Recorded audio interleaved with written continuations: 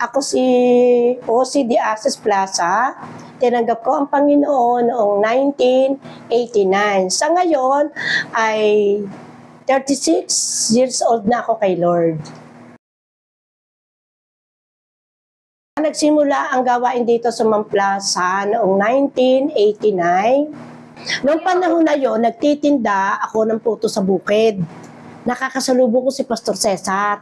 Kinulbit ko yon. Ewan kung bakit nagkaganon. Sabi ko, ikaw pala Pastor. Sabi ko ganon. Ako ay sasama din sa iyo. Sabi ko ganon. Tinanong ko ang pangalan. Sabi si Cesar daw, galing PMI. Na dito napa-assign para magpastor. Yun ang sinabi ko, yun, napunta na kami, nasama na kami. Yun, doon nagsimula ang paglago sa Panginoon. Tapos, noong 1989, yun, nagsimula na yung mga church, gano'n. Nagpe-fellowship na, napunta na kami ng altares. Tapos, naka 2 years kami sa altares ng parit-parito, lumalago na yung gawain. Yun, na itinuloy na, napasay na nga si Pastor dito sa Mamplasan, si Kuya Eloy, si Ate Lolit, yan na ang napasay. Yung time na yon ay nag-meeting na din. At gusto na ni Pastor Nilo, kasi dumadami na ang mga mananampalataya, ang gusto ni Pastor Nilo, nag-decide na mag-separate. Magkanya-kanya na ng church. Na ang Mamplasan, dito na magpe-fellowship. Nung first time na nag-fellowship, mismo sa bahay namin. Doon nagsimula ang gawain ng Panginoon. Kasi naghiwalay na nga kami. Pero every Sunday, napunta kami ng altares. Doon kami nananambahan. Pag yung last Sunday, ganon. Then, tumagal yon hanggang sa di nagtagal, nagkaroon ng problema sa church na ang sabi ni Pastor Cesar na siya tinatawag na sa PMI, babalik na siya, di nawawala ng pastor. Nung nawawala ng pastor, ang ginawa ko noon, talaga napakabuti ng Panginoon. Kasi yung time na yung walang tumagal na pastor dito sa Mamplasan. Ngayon, pag walang pastor at si Cesar ay wala, ako tumata yung taga-kanta. Basta ako nagpapasong leader, nagigitara. Tapos yung pagkatapos ko, sino yung nagbibigay ng testimony, ako presider, ako lahat. Tapos pag wala magpipreach, purihin ng Panginoon dahil ginamit niya ako noon na hindi pinabayaan ng Panginoon ang kanyang gawain. Pinagpatuloy ng mga matatandang mananampalataya ang gawain. Talagang sabi nga ng Panginoon, kapag siya nagtalaga ng gawain sa isang lugar, kahit ano mangyari, hindi mawawala yun. At masisipag ang mga mananampalataya noon. Bali, natsatsali ng mga mananampalataya kasi nawawala mga pastor.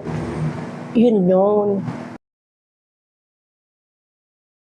Ang mga mananampalataya naman, mga kapatiran, masipag dumalo. Kaya lang, ang lagi nagiging problema, ang mga pastor ay lagi nang nawawala. Pero kahit ganun pa man, masabi ko na ang mga pastor ay hindi sila nagtatagal. Siguro, yung time na yun, pagsubok pa rin ng Panginoon kung hanggang saan itataguyod ng mga mananampalataya ang kanyang gawain dito sa Mamplasan. Kaya sa biyaya ng Panginoon, tumagal hanggang sa dumating na nga itong pagkakataon. Yun nga ang pinakamatindi. Baka sabihin nyo sa mga video makakapanood, halos ilang pastor ang naging pastor noon, ha? Sila Kuya Eloy, si Pastor Blonde, si Kuya Maning, si Pastor Aparato. Tapos yung marami na naging pastor noon. Pagkakaano, umaalis. Pero yun nga, sa biyaya ng Panginoon, hindi niya pinabayaan ang gawain ay masira. Sa halip, pinatatag ng Panginoon ang mga kapatiran dito. Talagang nagsikap na itaguyod ang gawain. Sa biyaya ng Panginoon, nagtagumpay naman ang gawain ng Panginoon. Hanggang sa dumating na 40 years ba? 39 years. Yun, dumating. Pero siguro kung yung time na yun na pagsubok sa amin ni Lord na wala mga pastor, at kami sumang-ayon din sa mga pastor na mawala din, siguro wala ditong gawain ng Panginoon. Nakakalungkot. Ako si Mila Diasis, isa sa elder dito sa Mamplasang Christian Church. Hanggang sa kasalukuyan, sa biyaya ng Panginoon, ganun pa rin, elder pa rin po ako.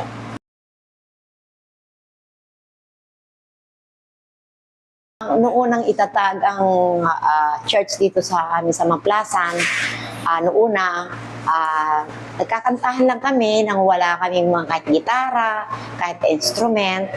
Pero noong siguro year 1990s, nagkaroon na kami ng mga sa music ministry na nakakatuwa nga dahil ang ginagamit namin na parang drum set nung araw ay yung lata lang.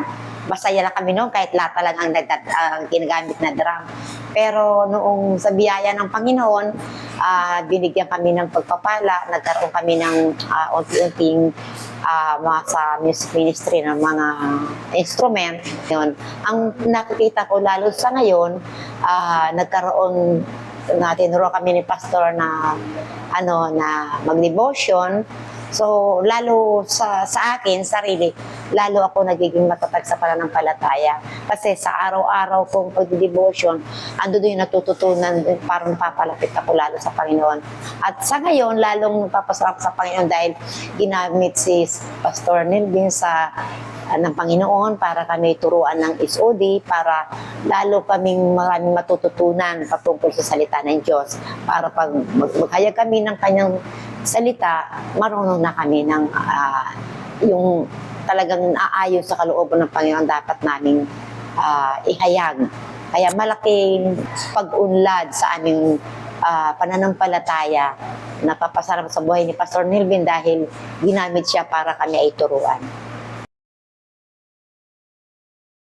Maganda naging epekto sa amin dahil parang sa tingin ko, unti-unti, sa sarili ko lalo, unti-unting nagbabago ang aking pagkatao. Sabi nga, dapat ang isang Kristiyano ay mamuhay ka ayon sa kalooban ng Panginoon at sa biyaya ng Panginoon, mga anak ko din, kahit nasa ibang bansa, nakakilala din sila doon.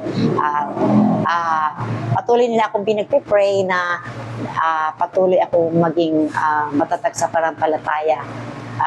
Sabi nga bilang leader, dapat maipakita mo kung anong natutunan mo. Kaya kahit na ako busy sa akin trabaho, binibigyan ko ng pagkakataon na makapaghayag ako ng salita ng Diyos. Ako naman may Bible study sa Pag-asa every Saturday.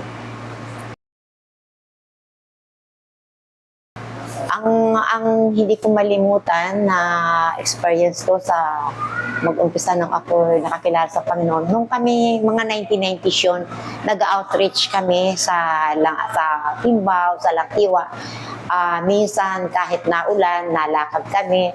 Magka-anniversary, talagang tumutulong ako sa pagtitid ko rin sa church at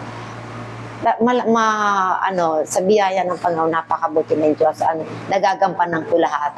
Kahit na ako ganitong edad ko, nagagampanan ko aking tungkulin sa gawain ng Panginoon. Ako si Marites Panolino, kasalukuyang elder dito sa Mamplasang Christian Church. 35 years na akong Kristiyano. Naalala ko noon, si Ma'am Osi na papuntang Carmona, dumadaan siya sa aming ginagawang palayan o nag-aani kami noong panahon na yon. Lagi niya sinasabi sa akin na, Tess, tara, simba tayo. O samba tayo. Sabi ko, saka na lang kasi iniisip ko noon, abala lang yun sa trabaho. Kasi maraming inaani noon, ng time na yon. Then ilang beses na nangyayari yun sa akin na niyayakag ako ni Ma'am Osi. Hindi talaga ako sumasama. Lagi ko sinasabi, saka na lang. Then, one time umuwi ako sa bahay, tinanong ko si nanay, nasan si tatay? Ang sagot niya, nasa simbahan. Anniversary daw ng simbahan. Sabi ko, sa simbahan? Born again daw. Bago sa pandinig, syempre, katoliko, bago sa pandinig, sabi ko, titiran ko pa ba siya ng pagkain? Sabi ni nanay, wag na kasi may pagkain sila. Okay. Tapos nung One time dumaan naman si Kuya Lito Gonzales. Sabi niya, Tess, tara, atin tayo ng Bible study. Sabi niya, gano'n, youth fellowship. Sabi ko, ano yun? Sabi ko ganyan. Then, simula noon, sumama ako sa kanya at nagkaroon ako ng pagka-interest dahil kakaiba eh. Malaki yung epekto sa akin dahil simula nung napunta ako sa simbahan, naging nabago yung pananaw ko sa buhay. Nabago yung attitude ko.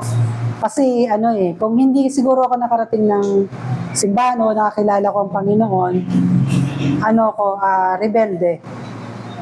Isa ako sa nagre-rebellion na kabataan kasi nanay ko noon laging inaasa sa akin lahat yung trabaho. Then, ayoko sa lahat bungangera, promise. Ayoko nun. At ganun yung nanay ko. Kaya sabi ko, hindi ko gusto yung sitwasyon. At nagkakaroon ako ng galit sa puso ko. Nagtatanim ako ng galit sa puso ko.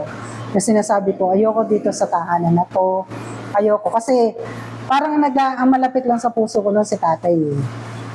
Yung obligasyon ng, alam ko, hindi para sa akin, pero napupunta sa akin.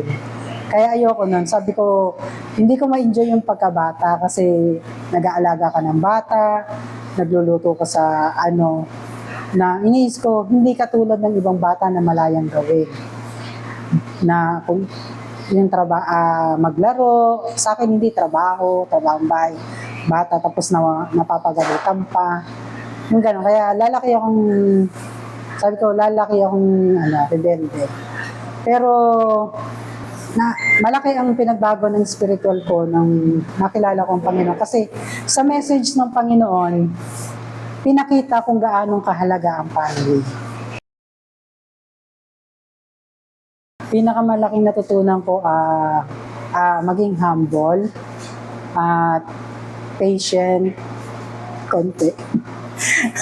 Hindi ganun kahaba, hindi katulad ni Pastor. Ang haba ng pasensya. Yun yung pinakamalaking natutunan ko. At saka yung hindi magtiwala sa sarili ba. Kasi ang gawain ng Diyos ay hindi para sa akin. Hindi para sa sarili ko, kundi para sa Panginoon. Ako po si Erich Pangan. Simula 3 years old ako, nandito na ako sa church. And ngayon, part ako ng worship team, which is ako yung drummer. At isa na rin ako sa, nagtuturo sa kids ngayon. Ayun nga, tulad ng sabi ko kanina, 3 years old pa lang ako, nagsisimba na ako dito dahil din sa sa magulang ko. Simula kasi bata pa lang ako, kahit yung mga kapatid ko, lagi na rin silang nagsisimba dito hanggang sa nung ako na rin yung anak nila. Nandito pa rin sila hanggang ngayon. Naka-apekto sa spiritual life ko ang simbahan nung time na siguro nung nagre-rebelde ako, nung time na hindi pa ako seryosong humarap kay Lord, hanggang sa dumating sa point na kung ano-anong pinagagagawa ko sa buhay, then umabot pa nga sa point na nagjojowa ako ng katulad kong babae din. Tapos ayun, parang one day, nagising na lang ako. Parang gusto ko na lang lumapit kay Lord kasi nahihirapan na rin ako sa sitwasyon ko bilang kabataan. Natutunan ko sa paglilingkod ko ngayon sa Mount Pleasant Christian Church, hindi lahat ng bagay minamadali para makuha mo. Kailangan mo talagang paghirapan. Ako po si Maken Bertida Gohoy and ang ministry ko po dito sa church ay part po ako ng media sa photography po. And 2 years na po ako dito sa church. Nagsimba po ako noong 2023.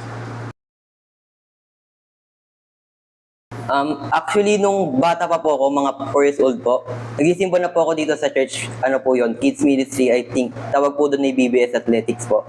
So ayun po, nung bata po ako, pinagsisimba po ako ng mga magulang ko dito. I think, ilang taon din po yun, mga 1 to 2 year po yung tumagal. And then, until po nung tumanda po ako, natigil yung pagsisimba ko po dito. And then, nung 2023, nung araw-araw, alos linggo-linggo po ako ini-invite nung papa ko. Ayun, pero di ako nasama kasi nga medyo matigas ulo, tinatamad din. Pero nung first Sunday po ng April 4 po, is mag-birthday ako. So, naisip ko po, ba't di ako magsimba ulit? Kumbaga parang mindset ng mga hindi Kristiyano na subukan ko magsimba parang boss-boss ng kasalanan, yung ganun. Yun yung mindset ko dati. Pero ayun, doon sinubukan ko magsimba ulit. Nung una may kagaya nga ng mindset ng unang mga hindi believer ni Christ, no. Mindset ko nun dati pagka nagsimba ako, baka pagpasok ko diyan, may barrier, di ako makapasok kasi sobrang makasalanan ko. So ayun po.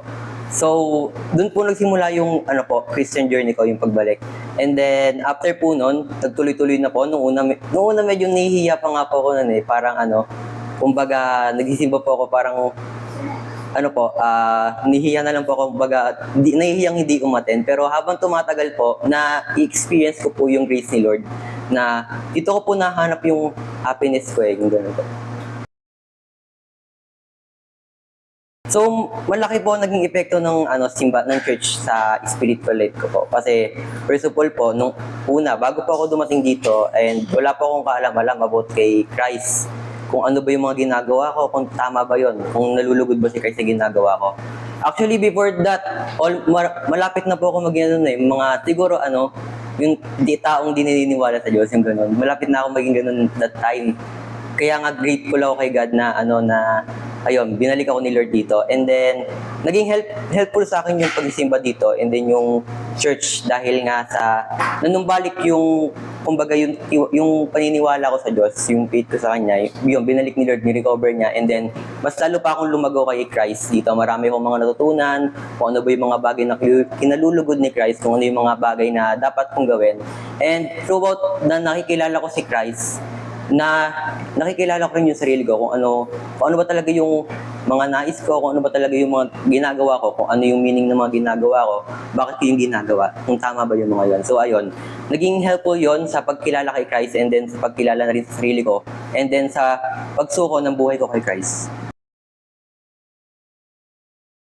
So yung pinaka natutunan ko po, and hanggang ngayon dinadala ko po siya, nitong mga nakarang ko na rin po nare-realize na dapat sa lahat ng ginagawa natin, about kay Christ talaga Kasi nung mga nakaraan, medyo nagkaroon ako ng iba't ibang problema na about self-problem rin. Siguro sa adolescence na rin, siguro kung habang kumbaga yun, self-problem, sa emotional, marami ko din yung problema ganun. And then, na-realize ko na yung mga bagay na yon, na bagay na ginagawa ko, is patungkol sa akin lang. Lahat ng yon. Kahit minsan yung pag-ministry ko dito, parang ang nagiging rason ko is para sa akin lang. Kaya minsan nabe-burnout ako yung ganun. Pati sa outside ng church, kung minsan parang halo-halo yung nagiging emotion ko, kasi parang nagkakaroon ako ng self-doubt sa ganun, sa iba, sa kapwa ko tao. Kumbaga, ayun, nagkaroon ako ng iba't ibang problema kasi about dito sa mundo to yung yung focus ko But then I realized na isa sa tinuro ni Lord na ginamit ni Lord Pastor, isa sa tinuro ni Lord sa akin na dapat lahat yung mga bagay na ginagawa natin is about kay Christ talaga. Kasi pagka nag-fail tayo, or pagka may bagay na hindi natin nagustuhan, is si Christ din talaga yung may may control nun Si Christ yung gumawa nun. Will ni Lord yung ginawa niya. Kaya hindi tayo madidisappoint sa sarili natin. Hindi tayo magdadaan sa iba't ibang phase ng buhay natin na ganun, na ikaka-down natin, ikaka-down ng iba, or magbabago ng paningin natin sa iba. Kasi si Christ lang talaga Si Christ yung may control ng lahat. Ginagawa niya yon for a purpose and para sa ikabubuti natin. Sige. Ako si Lady Hannah Plaza. Since bata pa kami, ng kuya ko, nasa simbahan na kami. Kasi yung magulang ko, si Gilbert tsaka si Ossie, talagang taong simbahan sila nung kabataan nila. And then eventually, they fell in love. Tapos kami yung naging bunga ng kuya ko. Kaya bata pa lang kami, nasa simbahan na kami ng kuya ko. Siguro like 27 years na rin kasi yun yung edad ko ngayon. Personally, marami Kasi nawala ako sa church, no? Dumating sa point na active, tapos nawala, tapos ngayon bumalik. marami akong pangarap. Nakikita ko yung mga youth na nasa ministry like music. Parang sabi ko nga, pag naging abogado ako, magdo-donate ako ng mga instrument, like yung mga organ. Kasi back when I was like bata pa kami ni Kuya, si Kuya tinuturuan ni Pastor Lito mag-organ. Kaya sabi ko, pag talaga, yun yung isa din sa mga gusto ko na mabigay sa church, na makita ko yung ibang kabataan na nakaupo, na sila naman yun nandoon sa kumakanta, tumutugtog, tsaka yung mga nagtatamburin, di ba? Yung mga kabataan, ganun yung gusto kong makita, na bibilhan ko sila ng outfit, para every first Sunday, at least may nagtatamburin, sumasayaw. Diba? Yun yung mga nakikita ko na magandang ibigay sa church, magandang mapakita sa simbahan na active yung mga kabataan.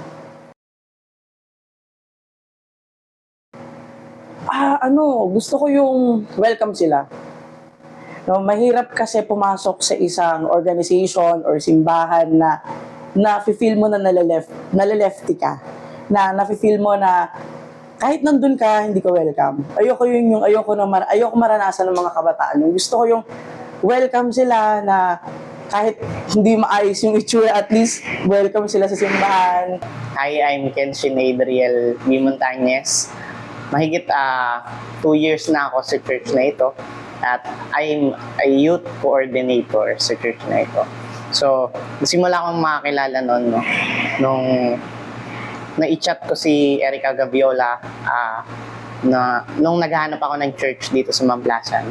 Then, kasama ko nun si Jayron hanggang sa, ayun, nung una, ini-invite kami nun ni Erica. Then, natanggi pa kami nun eh. Siguro mga 3 weeks after kami umattend nun. Then, yung una naming na-attendan ay Love Journey, kaming dalawa ni Jayron. Tapos, ayun, hanggang sa patuloy kami, hanggang sa nasharean kami ng gospel. Ang leader pa namin nun dati sa discipleship, si Romel. Ayan. Then, ayun, hanggang sa nagkaroon ng ministry, sa worship team, ayan, hanggang sa naging coordinator at develop at nabaptize. Vision ko para sa church na to, no? Kasi nakikita ko talagang ini-equip talaga tayo ni Pastor, at talagang hindi sumusuko si Pastor na ibigay sa atin yung the best na turo talaga, na doctrine. Tapos, ang vision ko talaga, bawat member ma-equip sa mga gawain, ma-equip spiritually, at maging committed sa mission natin, no? So, sama-sama tayong mag-evangelize. Ganun yung mga vision ko sa church, na talagang every gawain, attend, then tulungan. Yun, parang pamilya. Hello po, my name is Arlene Joel Pianulat. I am currently acting as a finance head of Mamplasan Christian Church, and also I am part of the council where I am one of the deacons. Nakikita ko ang church natin, years from now, magkakaroon tayo ng church natin na atin talaga. Na kung saan yung mga tumatayong leader ngayon, yung mga tumatayong kabataan, sila yung gagamitin para humayo. And then, di ba, sobrang sarap pakinggan na, o kaya makita na, yung pinaghirapan mo, pero dahil naniwala ka sa Panginoon, nagpagamit tayo. Ayun, kaya magkakaroon pa ng baby. Pwede bang tawagin baby Mamplasan yan? Pero magkakaroon pa ng church under Mamplasan na tayo talaga ang nag-establish. Hello sa inyo, ako pala si Pastor Nelvin Pangilinan. Ako yung pang-13 na pastor dito. Ako ngayon ay 33 years old.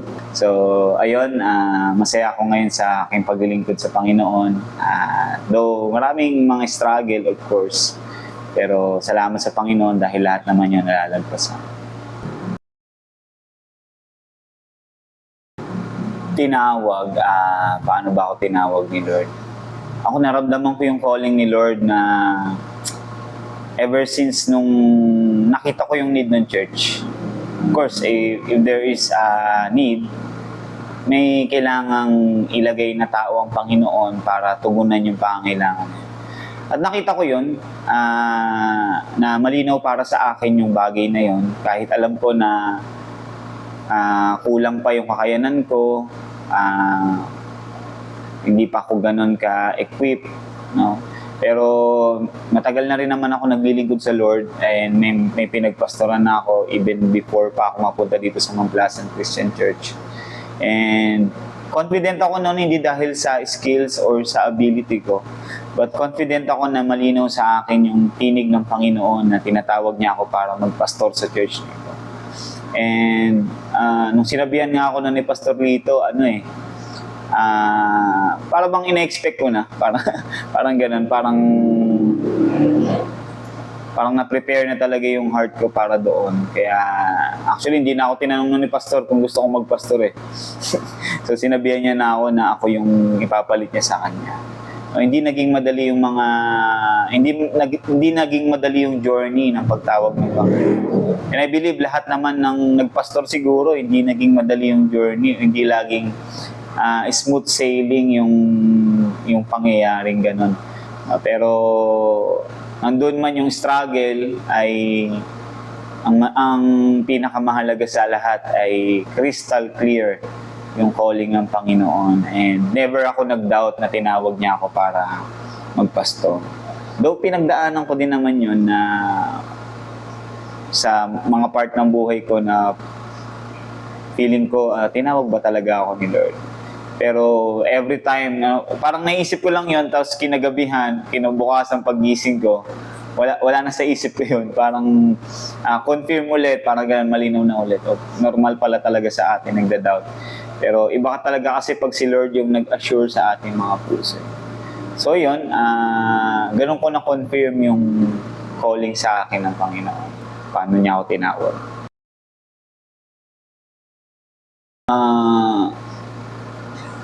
Marami sa loob ng 4 years, tama no? 4 years. Marami na rin. Pero hindi ko rin mako-consider na mabibigat yung pagsubok. Siguro lang talaga, meron lang talaga tayong makapangyarihang Panginoon. Kaya, kumbaga parang di natin makita yun na sobrang bigat ng mga pagsubok. So, marami akong naging struggle. Unang-unang struggle ko ay yung mentality ng mga tao na bata ako. Kasi isipin nila na hindi mo kaya, paano mo kami ililid. Okay. Pero, ayun, nag-stand ako sa calling ko na hindi tao ang naglagay sa akin dito, kundi ang Diyos. Therefore, ano man yung pinapagawa ni Lord na nire-relay ko sa mga leaders, sa mga sa council, ay ako mismo dapat maniwala na yun yung pinapagawa ng Panginoon. Kaya nung nakita yun ng council, nakita nila na able ako mag-lead. Okay, pero hindi ko yun ginawa para patunayan na able ako mag-lead. Ginawa ko yun dahil yun yung calling ko bilang pastor, to lead, to shepherd yung mga tupa ng ating Panginoon. Hindi yun naging madali kasi of course yung council, mga mas matatanda sa akin, baga parang mga tita ko sila, tita at tito. Pero ayun nga, naintindihan natin na yung calling natin sa Panginoon. Nakakatuwa nga kasi kahit yung mga matatanda nagbe-bless nagbe-bless sa atin minsan kahit makasalubong mo sa daan, magugulat yung mga tao, magbe-bless sa yung matanda no? Pero yun, natutuwa ako sa Lord dahil na-establish natin yung ganung respect lalo na sa pastor. Pero hindi yun para ipagmayabang, kundi talagang ino-honor yung calling ng isang pastor, ng mga member ng church. So, at isa pa sa mga naging struggle ko, bukod sa bata ako, ay kulang yung knowledge ko.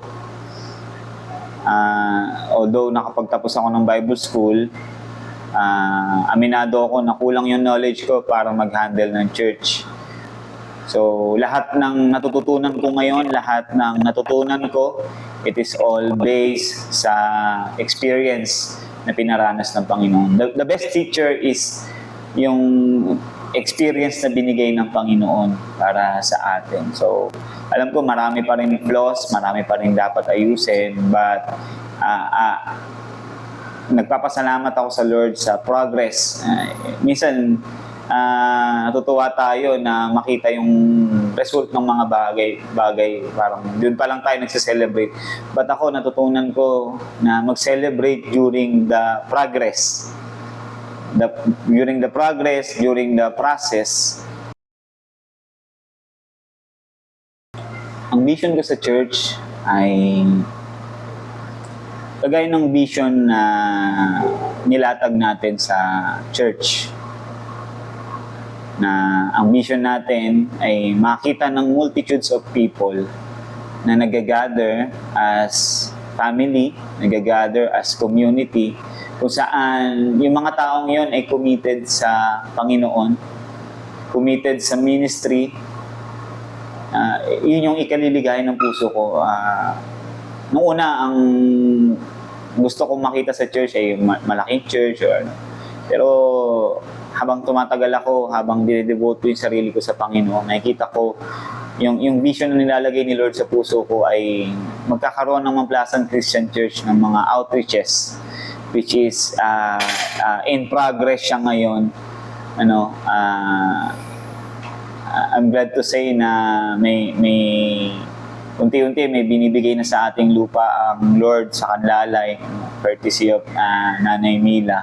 Talagang dinedicate na yung lupa na yon para sa church. So, lahat talaga mag-uumpisa sa desire. Dinesire lang naman natin na nawa may mga mag-rise up ng mga leaders, may mag-rise up ng mga may desire na magpastor. Ayun. So, ngayon may dalawa tayong estudyante na isa-send sa Philippine Missionary Institute, na willing silang mag-serve talaga full-time sa Panginoon. Nakakatuwa kasi sa paglilingkod natin sa Panginoon, yung mga bagay-bagay, hindi mo kailangang ipilit eh. Talagang pinangyayari lang ni Lord yung nilalagay niyang desire sa puso natin. And our only responsibility is to obey and to remain faithful to Him. Happy 39th year anniversary, MCC! Happy 39-year anniversary. Happy 39th years anniversary, Mamplasang Christian Church. Binabati ko ang Mamplasang Christian Church na umabot sa 39 years old at ang dalangin ko sa ating Diyos na buhay, patuloy na itaguyod ng mananampalataya ang gawain dito sa aming lugar at patuloy na bigyan ng matatag na pananampalataya at maging masipag kami lahat na humayo na ipamahagi ang salita ng Diyos na buhay. Happy 39 years na sa pananampalataya ang Mamplasan Christian Church. Happy 39th anniversary, Mamplasan Christian Church. Happy 39-year anniversary at dalangin ko sa Panginoon na patuloy pang lumago ang Mamplasan Christian Church at higit sa lahat na pipray ako na magkaroon kami ng total church. Thank you po. God bless.